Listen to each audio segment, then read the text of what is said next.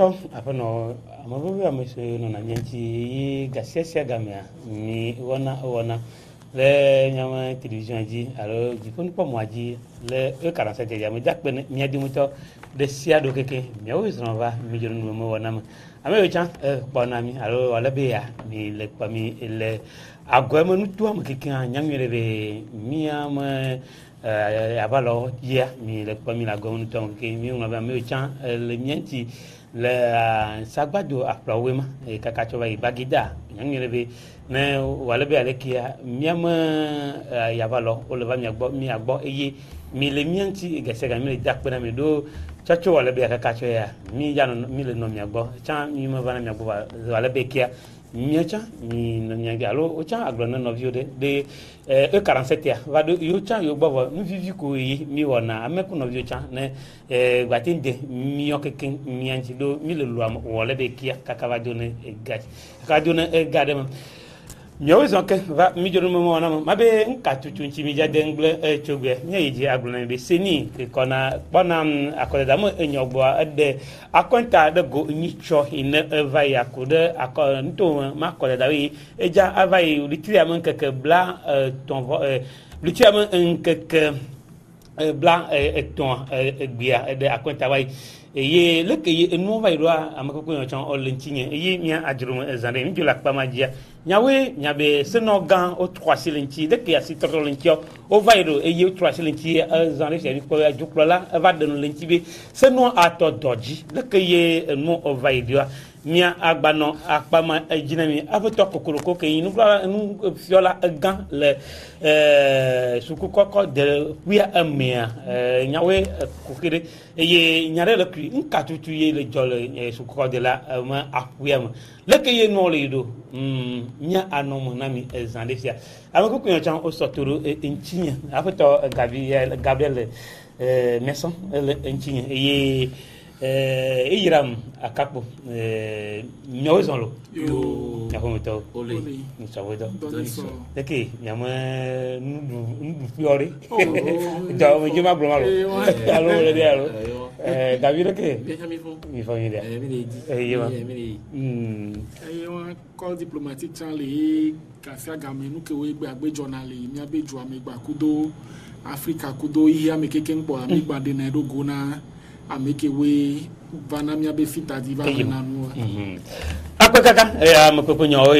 sotoro mi atima ajewo na jambe va de nyare de goni mi do enyama le bebe ke le blun le dwanti mi abe amodo joglasudo mo nya joglasudo na kakra poku tuda amajuwa wa otuna nkama aye gede de yi o le blun nu la mantine ne yi mi afda dare nyicho o cho oywe be o ja danu le présidence allo assemblée nationale fi sofa on to nona e wo ga dan le simalo o bi ni choga de vanu ati cho le ke wa dan ro choga ne cho nwane ne betin wo dol nwan tin cha pon mu video cho po de video ji la pomia nyawe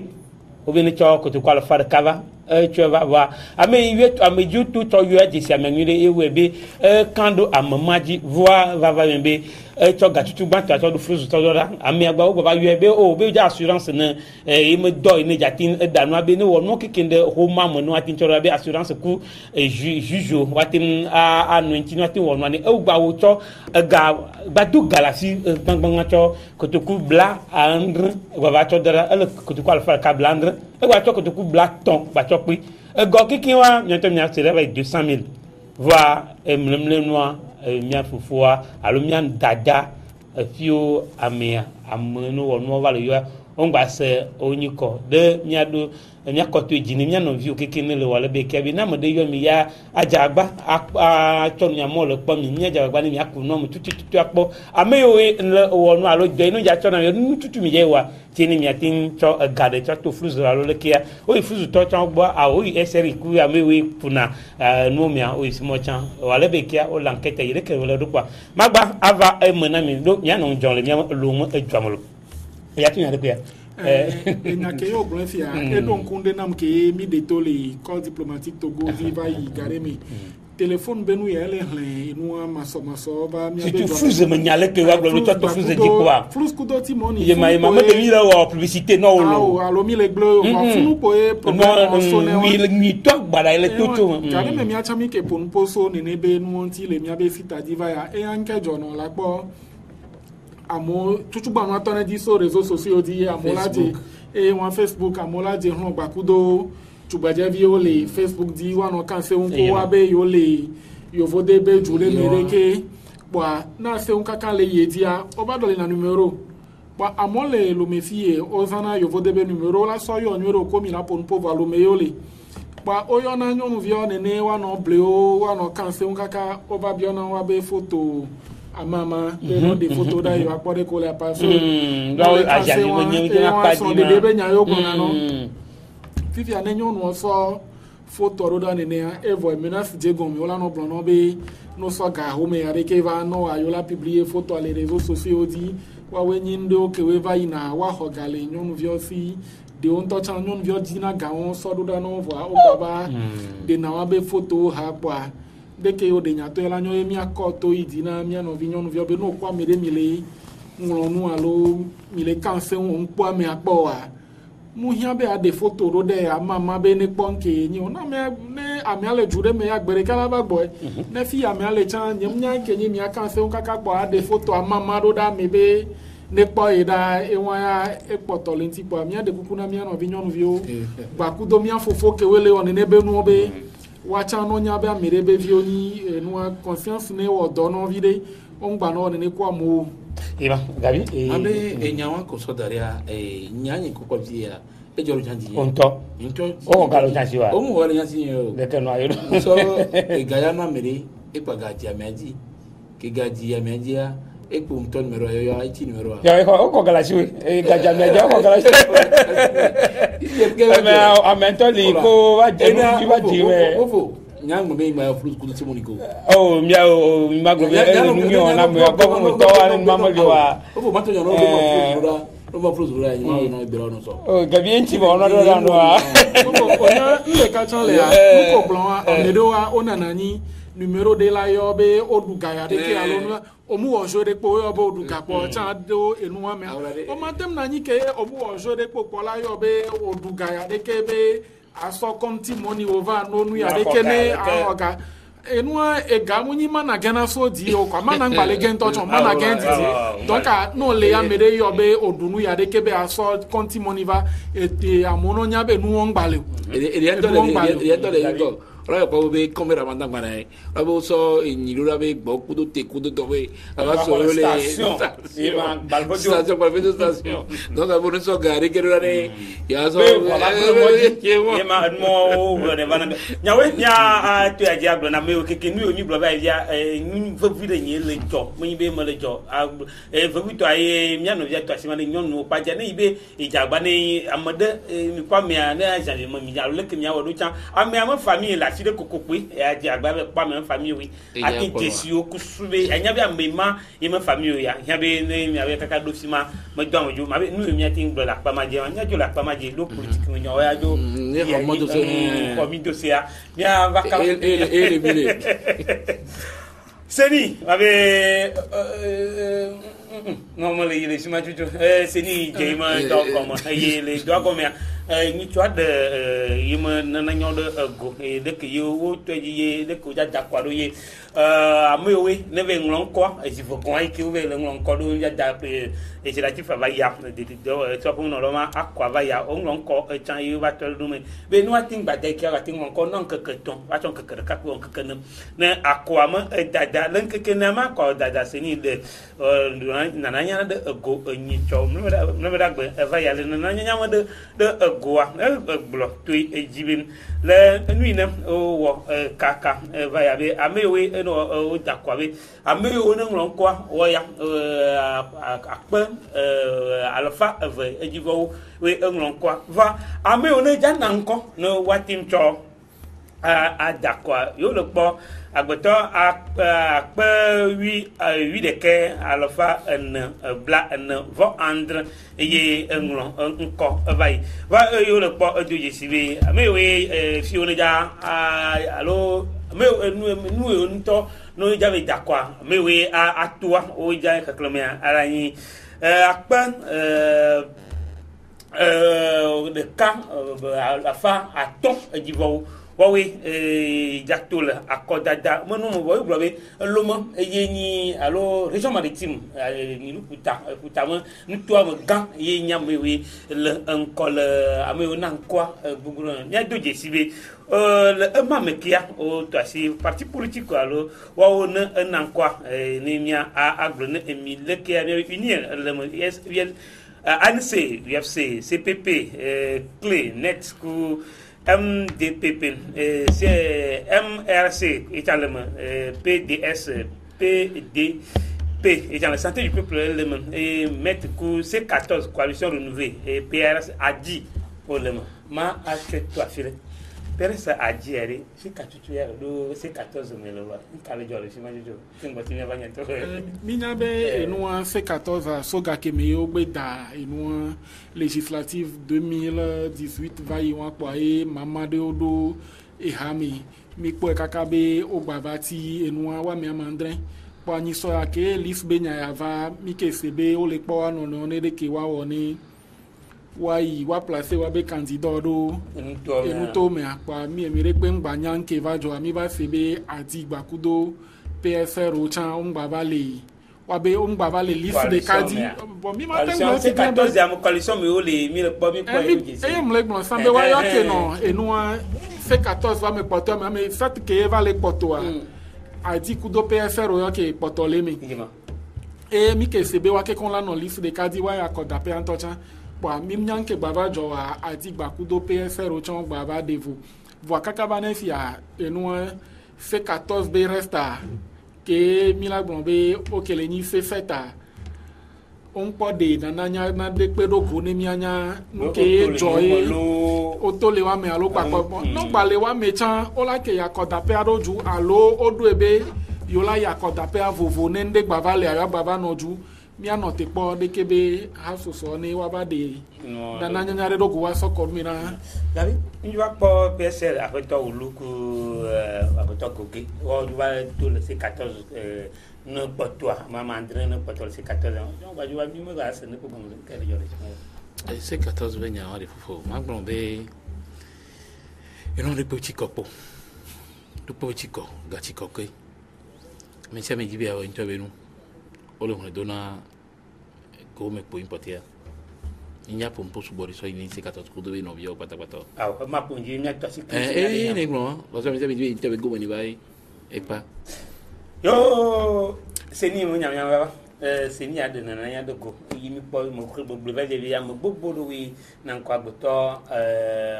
akpa wi aton wi de ke alofane bla en vendre o wi na nko mo de osuba ba wo oh fofo ne mi ma ten gbon be o subo alo o subo re ne fi bebe togo to de pepe ke di be ya yi de ke ba ko da pe a o hu mo ne be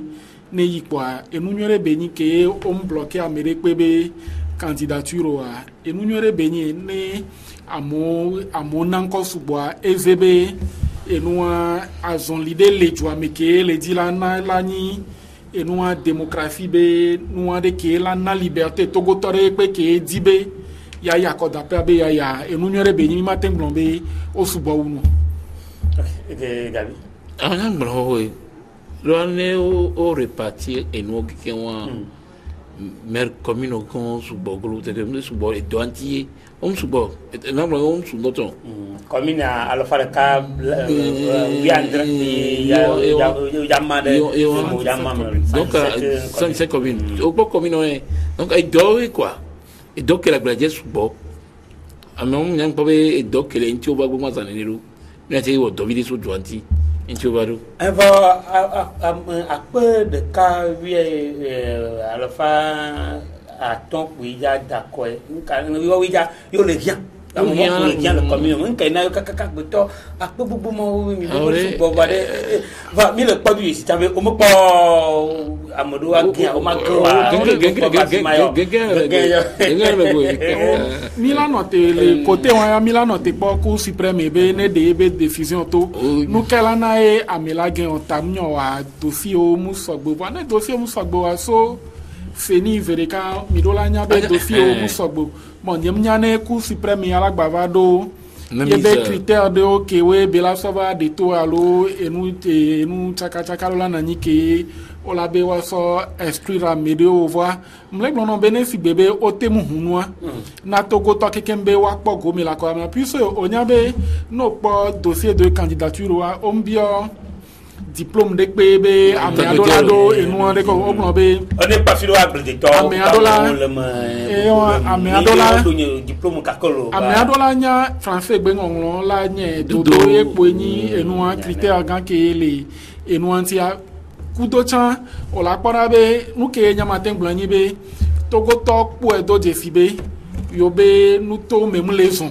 donc anem me on amos bonan ko nene anya be amefia mele dibe ye be nuto me bayi nko ire amiale di nko ire na ye be nuto me po amia blon be enu nwere fifia nuke mi agblanyi est-ce que ameke we onan ko wande odo volonté be yo le dit la va développer yo be nuto meya allo amero le chômage me o dit la va non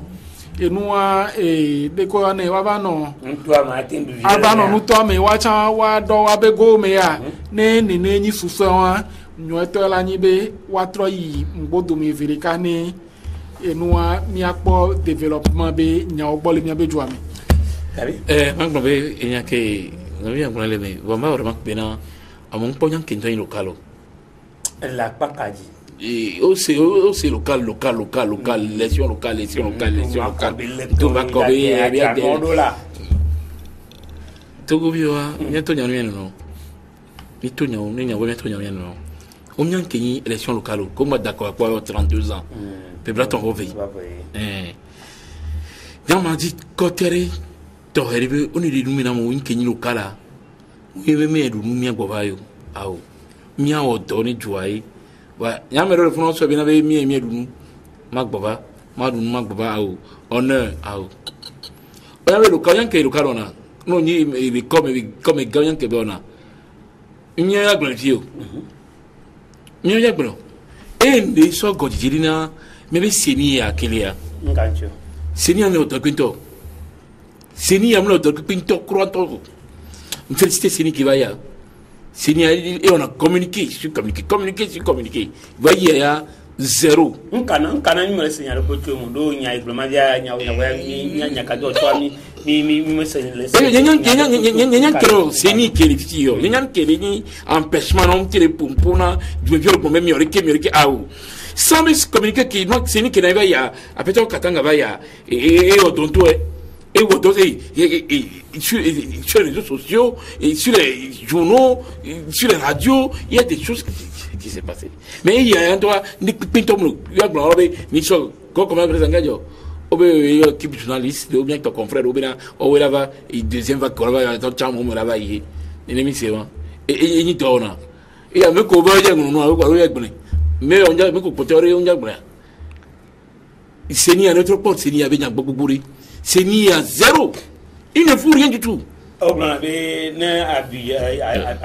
habitué la pourquoi je me connais mon djiji molema c'est ni kabi glonyare fidien opa akoya kemida da omba da kwa po 32 ans ya e won ola pora be togo togboro le o munu de kebe akokemida idanti même candidat le et nous a liso di Cour suprême la validé wa be nous o monu di akwanti o amero le liso ma dia o mnya be conseiller municipal o mdo salaire yo amo ibe yo da be di do a conseiller o mdo salaire o pedo salaire si fia ne gloire ko ka ke ndia et nous indemnisation do la ba na ni ku do perdiam do la ba to afile la teba va o do la nya be o mdo salaire conseiller mera ya do salaire même do salaire conseiller o mdo abe o mdo salaire si fia fofo na élection ke mingba o po 32 ans ya gouvernement chan seni chan om le communiquer et puis ndele o pobe enu anemi e akodape ya akonta ke wo da wo ni wa so chan conseil wa eto vona konta ko o so chan député o ba ku ke o so chan na président de la république et nous on be de pe senim le communiquer so et nous on tio et puis o manyan ke le jolé fenion on peut si ede ke seni ke ba yisan gare mo amiratin ho communiquer amené à maton gbere kan to chan le o milate ho communiquer maton les journées de kan ke milate fifi a seni ya on a dit information chan on a meke o da s'adresser non et puis si tu rekpe cham le fike seni so de karo ebe monu alo mana media obene mi le di information de pe no yi e no fiti ade ke dia o la po seni be information o pa enyinde ke mle pedo mi acha mi anti tele o mi abedo mle pedo jumevio tontine wa temnya nu kenyi nu to me ba ko dado fofo nya be no le blon démographie à la base mi abe nu to me ba ko yo di e bela to di so kwa fi e mi la to mi abe démographie a di so e bela fikaka la ita ne déjà base le fossé a muni nu nyore de pe ore de ke mi la no yi akoda pere ke mi mnya enu abe pepem mu egbe fi anu po mi abe ko o me a edida jabe ga mi le ola to la o me a difficilement e ola somo la ba di enua emo alo enu to mele nyama modoli gbero fi ke dro akudo et donc we mérite d'abord on va ne egbe fenim le communiquer so moi bien important sinti o e nyinde de funvire o amere pem nyankele jole feni o de po togo tonya be le 30 ayo le ya ko dape evo va le seigneur o noa opposition ma mo do le mi karma ma le adima mo kana wo o mo tele le kusubi anje o ne le mi ati no de go ne to go view mo ne o so no se ma mo chan le mo no so apoto ko ma o yin ne mi le globé feni am le communiquer wa mi le accuser et nous américain et nous individu les feni amebe et yem le odore feni en dans son assemblée le o yebe dore no do institution de pemea odona organisation de même no va E47 filles fidien tocha organisation nanani de matin va koro et nous E47 filles fidien be me dit là pour nous pona aloma ou interview reke kwa américain ke di mje kwa ma onu ore milado mdoda kamnyo wa miabe secrétaire la blona mbe ma s'adresser na et nous directeur de programme alors donc et nous institution de edona yebe organisation hiérarchie alors organisation que amede mila s'adresser na donc amila temblombe Senibe service de communication et yem le ordonné Senibe service de communication am le ordonné et nyaka président poso itio et même bien c'est mais c'est lui de communication mais oh nyem comment blona mais c'est lui de communication on bio ba ma bio makai c'est de communication c'est y a des makai c'est lui de communication le si makai odore oh nyame na madame Agnelé actuel le funu henka yo doa bino et nyame de communication mais domaine mais il doit Christophe Tchao funu et pour en profiter et voilà on dit dans le film carrément c'est de communication mais ici quoi donc on le seni actuellement qui milio il y a bio c'est un table bio benali nkena la moment livre yo mutilo wa vunu atino mais au son faut non son yo bofi bien cassé alors non je vais pas parler pour là c'est le bon nyemnyo et pour non c'est le bon ok un team le blombe et nous eso seni abe organisation bonne si bébé mille seni ame omnya meke la ba notero nkona journaliste la pour et des fois seni on va y apeto et nous et de ko ne mlobe ben ko va même soso apeno awa nana be seni dikaka bato et nous et seni kewe va y communication nani quoi mi anto po bela ti mi la ba no gbale egbe me amere pe nyankele jo de ke seni ale wo onani o de enu candidat obe nombre ya de ke ni votant musu quoi musu fofo mi expliquer no na mo benare élection locale et nous ya de ke benye ya yebe importance ya et nous nemi ya ko da pe avoir dès que résultat avec calcul dans noya dès que mi la wo we king wo ma do ame un to ja yi abe yi faut make we kana bo matin de no non la poka kemia élection législative le porque sini kenanisa ou autorura communication sur communication on est confrère wa o bi sunu wari et nous pas ka allez voter allez voter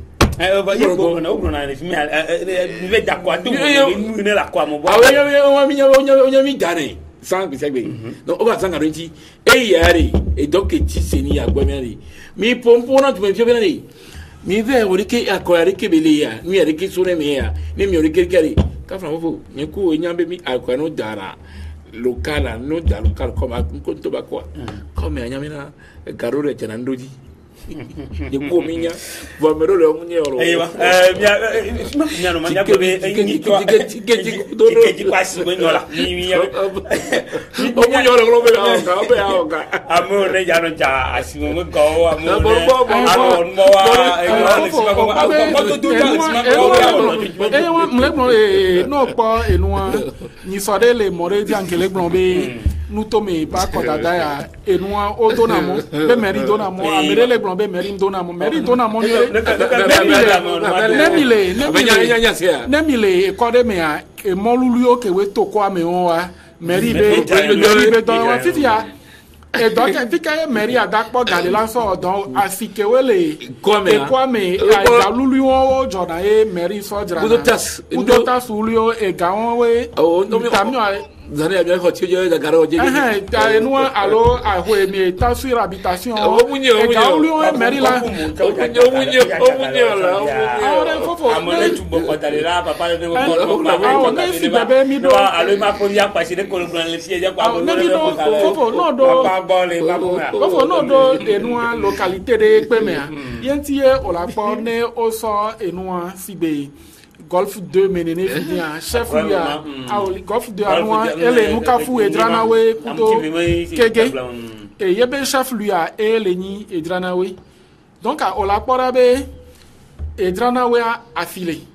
nukafu affilé fifi anemi va so enwa mi intérieur efidien yemi so localité de fibe Bassar par exemple fidia wacha odokope ulio we Bassar basi par exemple a edina samedi amosona afiobana no so tike na amoa amosona afioba sananula afia mekengba amosona afioba plena gbanjona ne osa tike muni Bassar ville akpo e berola jirado kodo va ville kewele kope kewele nuaz localité va sana le simo to kona adapo como le ni na e wa tam e nua e moredi e be sona ye be ne gban so be kope amegbana fia me e moredi be to ne o jiramo adoa tamyo a ajole be kope amelavado asiwa me par exemple fidia mbala fin unio donc a enua akoyare akonyore pobeni fifi anuke poto eni be seni ne communiquer eye amekewe ole idai amekewe midai dakwana cha wanye be munyi nupe ogbano ko ya kodapea amekewe na nkobo wa dakona yo wa wanye be munyi enudupe ogbano so ya dunwe wa dole ji edo pe amaji mia ajo mia no simagwa mia ya kpabuna kpabuna jagula nya poto bojuna eja cho nkorera ahota fa beta cho nkorera lo poto bojuna to emi jaglo be one dia akona wo yimen kwa to ensemble pour ndendo globa kukire na yicho ne même temps bialo ni to dino to yi ani ko ne to amu kasa chanli e ni koma e chan to ni koma ke ni association o be yimen ko e apoto bojuna to be wa to ni to awon be imle non be wa ton komo kun kale na ye ti me ya wo le yele justice fofo amo nyemnyo nya keke mimi school a gande olo voa ne français bevari mia segomi obe ensemble le Togo kudo ensemble pour le Togo fofo enya vovowe ni de won mase ensemble Togo ensemble le Togo ensemble pour le Togo ele fibe mia noju les Togo be tutume pour le mia noju les Togo be tutume ensemble le Togo mia kekem Togo go mia keke weni Togo akwa Miakeke wani Togoa, Kudo, Miakeke mami lengbo domina Togoa, enya vovonto, amere matema na nibe yebe nkoyo so déjà ne oso pour daro furu pa nyabe etro sansa. Eto vona nu ke ame ale donc d'ailleurs c'est là ya meke na récipiciare mo le ko mo na récipiciare Bojona enu anko beni be so le enu ni parti politique beni bele créer ore ame abe association beni nkan beni mo enu jova le vefi bebe beni o le la one waso tutu apeto Bojona be candidature apeto Bojona le do vonvon ya nyemunyane matin blonyare pe so ntio et puis minyabe enu affaire de non apeto Bojona dit que ni escroquerie internationale be nyade ke et on ke beva no prison le tiebi kakatoa d'ailleurs et nous en prison que benoa on condamné que beno prison et enti e beten le élection ro et on kayo di faire benyam le bon apeto kayo di Bojona be kayo di faire me ko parce que non gakpa me bon condamné Amero no gakpa me o condamné apeto Bojona me condamné non on condamné apeto Bojona donc ane nyawa gbala va gbe be o le yele enua Cour suprême ele convoqué apeto Bojona do gbe 8h di nyamnyane enua jeji kaka mi aba no do studio anyin ke po senya e be suite de gbe ni voir Cour suprême wa e gbale valider dossier wa ne mana nyanya be ole be ya miss obe dagba o le ma pe ma pare mo ndo bon no yo lo omle wande ne minya be apeto Bojona be funua enua gendarmerie de to fun panko ba gendarmerie de be pa panko vo na si bebe egbe fi soja mule te panko Cour suprême à la pare kane ne enua ne egbe fi obe ehundele apeto Bojona ba ho ya be fas ye ogla churo ehwadi enua Joseph be intimidation ne ko be ndole ari fofo ndole egba ngba hia be mi no le mi be jumi mi le yinko et puis Togo mbale egbe si bere ke mi no 90 meye avant il bien c'est ne egbe oba gare ehundo apeto Bojona ba ho ebe nko nyemnyane intimidation beni ova muni enu hia be enu amugba hia na mile gapopo ke mile yo akoda pe mile mi wonu mi ngba exclude amere pele enu an jeu am mi humo na me sa me bayi fifi di ami matin blombe ode apeto Bojona to be list ato parce que Cour suprême pour rendre be décision voix mi akpora be nkabela vanima apeto Bojona le nous comment nous y avait voté tout le mois tina quoi tin de atin du fajo et tin va moi de que mal mané on kana e chave chonkomo manya fo bien ore no fofo ma gbono ma rin jiru tuma be nkenyo no ma we nko ke jiru ma so dira pe juru ma so aso ni gbe aso ya ko de kewa vegon even ko Peter Bojona Togo vidi po benye Minya, on vient de gagner ça, bien qu'on a rien coupé par l'honneur. Est-ce que Colon vivait avec son garde de funare? Don, potière, c'est une potière. Potière, comment on c'est là? Et une potière. So dans ton moto na po du plola gabi so no na de no ça me besoin mais si que discipline le wa ni armée oh mon frère armée mais discipline le wa ça genre de kamate si que pala de couteau le camé que bien le ndolo o se na me ya no mi comme preso ngo jona no waji on tore do me zingue onyabe discipline l'armée mais ça genre de kamate si que pala de couteau du plola nya binani also faut faire peut garder funu les noirs ma nya bien c'est et on qui on dit c'est pour salir la politique du chef de l'État non nyewa on peut non c'est le cas mais nous qu'on le on dit on les salit et il y a plutôt faut politique doit munya bele gametia so de bele bujo be fun bele on fun bio donc quel jour on peut nyere gulu non c'est pas ça à me faire élection élection mais tout mais tout mais là c'est mero bien quel jour nteno jour mais je me vais o sonico Nico qu'on savait avec pour le il y a même gagné mon vidéo nous gagnons mon vidéo donc moi pour moi c'est très aberrant et les on yambara quoi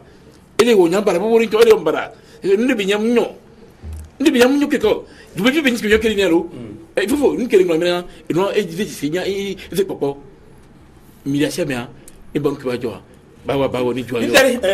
enua apeta bojona enua glen fidien gabi glen fidien be apeta bojona akodape bele nda soto proclamer yo ela temi akodape wa omda dakone o madudi o kembo ela gbate akodape wa amola be dakone ba dudi donc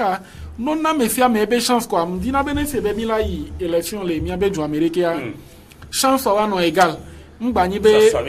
somina so mgbanyi be amere ado chance wa mere be ba yi dudi o eno ani no égal ne jouer aba no ouvert na me ferme mi akpa me ke la dudi ne eno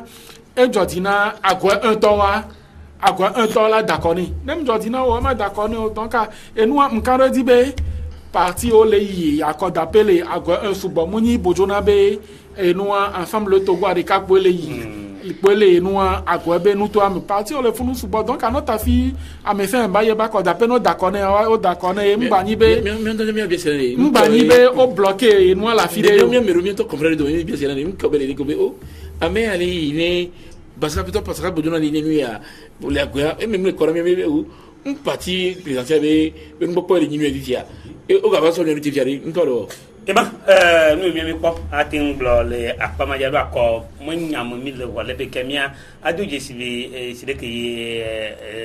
yiram akapo to asijire nebe nya wo so wati won so mina so ne mo le sha na pe to do am ya ko gbanu akwa no na gba mi ajore mi ajo yi fi ko konso se no mo gan mo nyom se no gan mi abe uliti jongua o dasire yo ma padeji gbogbo de bayi le mo mi ami to isibe du pala e boy be aval be atim to se noa a dasireji a punpo a tito doji obe to doji wo le sono gama joji to toale ce que we lemo ye mi adu disi yo pe se ya o to asiji bene du pala ni amina jo ba jo fisi mi yamba le to wa be mo de ma to asikwi de ko wa ya ba no sena mo pa do mi nya ni ba panya ni to sena ba ya no sima kro ka c'est non de sena comme ma ye nyo mo ya ba do nyama ya to ya dai mi ponya do ni de ki mi ponya local e fiti mi ba lo sena chan mo nya ba be ya no sena kro ka na ni mo ku la mo me be atinyi akozie ve ngbogbo li koko trova ti o akparo le iram que ye po ni chomo seno gan we wa chan député oni mi le proclamé o mo nyo o we va dasire mo juro fofo onya ne mi gbale gbon nde pe chan be enua fe ye ko trowa mo nyo ku de torike a bon na mo le glen anya nye npo ene ne yo plus réforme mi le bien mi we obe Yameka réforme. Nyamba mi réforme, même les bio réforme oh ouais. Même l'assemblée de Gabi. Oh bio ouais. Oh, ami les bio réforme oh ouais. Nesti bébé mba ni de ke mi le dia di oh ouais ro chon wa déjà parler. Et nous amo contester subobe juplola et autre so compteur avant zéro. Autre so compteur avant zéro et les vrais voix. Muni ele wo juplola pobe eta nani enua 10 ans pe juplola ne du ebe ya gba ya kodape ya parce que nyen ponya ne la lombe ya 2020 ne du ebe ya kodape ya akodape bele yi ola ten du edi la kodape ya gare me wa re fofo mingba no na be mingba no rendre mi abe opposition paresseuse ne opposition chan le di là-bas ho pouvoir les ejuya meri opposition ne wodo ne hlo ne yi nuto me ba ponpo na mu wa gbon na mu benare omno da ko amunyi molu fako yo la so ba no la da ko ku to de ke mi ponpo na mo mi a convaincre mu mi la ten yi akoda pe mi la battre juplo la munyi eju me nani ke juplo la nani o battre we ne mi fa gana juplo la va mandare kapo oduwa di oju donc a bien be opposition et chan ne hlo fifia mi le blon mi kele blon e noa benefit bebe juplo la joa e fede pe mda puyo kudo deke enwa mi la ten po blon soenti va munyi be ke o se anene poa e so poa juplo la te fon poa la le chua me fero lo me poa to ko to de pe ke be pela no mi traye parce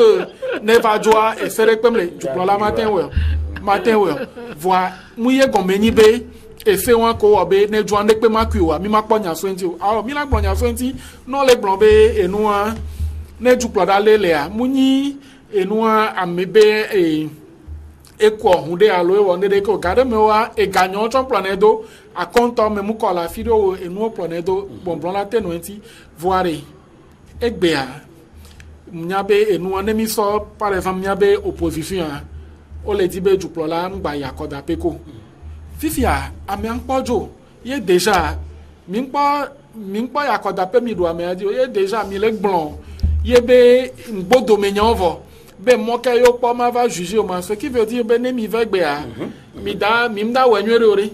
e won fi amuna courage ame matena courage ame abe o ye chen wa me fe va ivo e go abe na re fofo mi ngba no le enyawo ho le mi abe jumu mi e soso ke be gbongbon le nani ele vrai be enu bare ojo wa chan o mu wode onwere o déjà ne mi po di fait tout be nu ke wejo amokuku de to amuni image nwere be nyina jo ayo ke enyala ten so ti voa e mi nglobe e sone mi achu juye ke me togo to ke kon la teno e ba nyanglo be to ya tu gabi anuka kasikale sikato anukanka na constitution mi a dit bien anukanka nyane nuna ti o so aso ndo kaka anukanka nya yi ma enya mo just be kono ko treva sikato me nya mo le bio nya yi anukanka do mo nya be le aso ndo me anukanka no me alo anukanka be nya yi o chanto de ejo 50 do no wole be aso no so kaka bai nka tutu ye opposition ho to vona nu ino uni blokaka gam bi ato gari ipo le bekaka me no o program mi bi ba fa ki ala system janu wa fofo ni mi agbro meto mo ko gbe to nya enya o le gbro ho o ma se ko mi bado ya o gbro no so me na ri no constitution be eno la taba contrat 3-0 o majo ecco e constitution fiare contrat 3-0 mega fora 3 election fa minto ma te fa nya gbonya ma gbo me na fofo ono konta be nya ni kwento me puno o be ba cho so kaka mo ba for tv o gba kikiki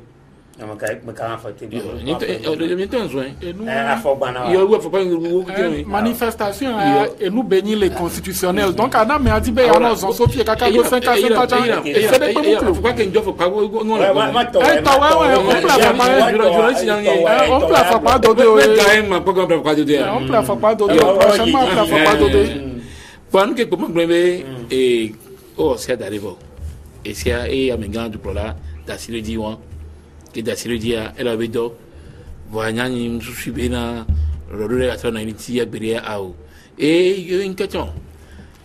amengan du prola for butoa ameri binya